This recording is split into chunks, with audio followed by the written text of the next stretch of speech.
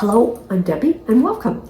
Today I'm going to show you how to make one of my favorite meals, especially in the colder weather, but even in summer, spring, fall, any time of the year, I love this meal. Ingredients are carrots, celery, potatoes, tomatoes, apple, pepper, salt, Worcestershire sauce, olive oil, balsamic vinegar, beef bovril, chicken broth, and water, and also lemon juice, which I forgot to pull out of the fridge. Quantities are in the video description. This is a shoulder roast, beg your pardon, and it's ideal for pot roast because it's a very tough cut of beef compared to, say, some of the other ones. And so the slow, wet, moist cooking will soften up those fibers. And of course, I'm going to use my slow cooker, which is my favorite way to make a pot roast. And I forgot to mention that if you want to add onion and or garlic, that is fine. And as we go along, I'll show you what you should do with the onion and garlic beforehand. If you want to add garlic and or onion, finely chop it, and then you want to saute it for 1 to 2 minutes in the pan before you add the meat. I'm going to use my Instant Pot because it has a slow cook function.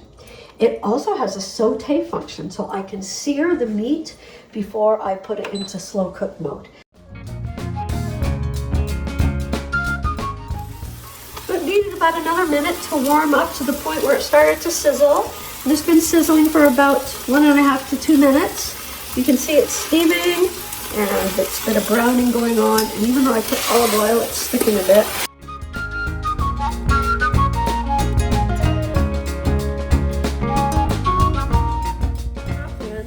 Then I'm just going to cut it in big pieces, about the size that you would take on your plate. I'm going to chop the tomato and apple into small pieces because I want them just to dissolve into the gravy. I don't want them to be separate. And here we have the large chunks of the other vegetables. Looks delicious. So now we get to add everything. I'm going to start with this leftover liquid. Now I'm going to set this for slow cook. Here we go. And I'm going to give it 6.5 hours. So why do I add Worcestershire sauce and beef bovril or beef bouillon? Because they add that umami flavor. And umami flavor is a kind of a rich, meaty kind of flavor. So that's why I like to add those ingredients. Mustard goes great with any savory dish, just about, in my opinion, as well as salt, pepper, and Italian seasoning. They just add a bit of flavor.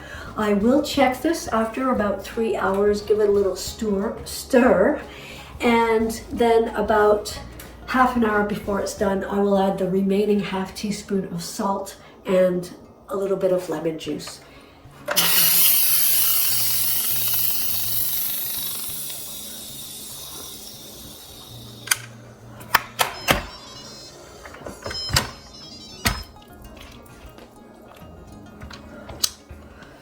So here we have our dinner. Oh, the meat is nice and tender. I'm going to try to get it out with my...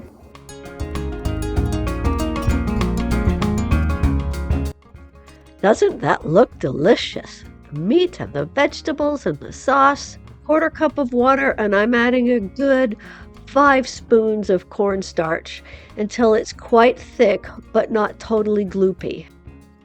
So before I add the thickener to my liquid, I'm going to taste it. I just tasted the gravy before adding cornstarch, and I decided to add a little bit of herbe de Provence, which has rosemary, which would give it a nice flavor. And you want to slowly mix in little bits of the cornstarch and water mixture and then stir and let it heat. And then at the end, decide if you need a bit more. I ended up adding about 3/4 of the mixture that I had. Let your sauce simmer for a minute so it can finish thickening. Let's see what we have here. See how it just slices through that meat? The meat is very tender, but it still holds together, which is really nice. Now, it's good to let your meat sit for 30 minutes before you try to slice it. But I just wanted to show you how tender it was.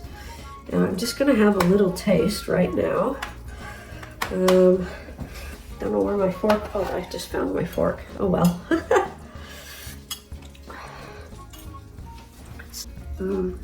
Oh, very nice.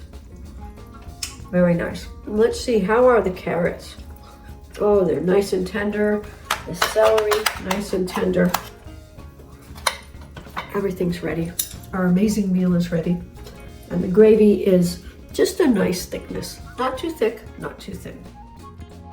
Doesn't that look super delicious? One of the things I love about this meal is that you can make a lot and portion it and freeze it, and it tastes just as good when it's been frozen and reheated. So make a big batch. Thank you so much for watching. I hope you like this recipe. Give it a try, let me know, and thank you for your support, for your likes, your comments, your subscribes, your shares. I really appreciate the support. So I look forward to seeing you in the next video. Bye. Take care.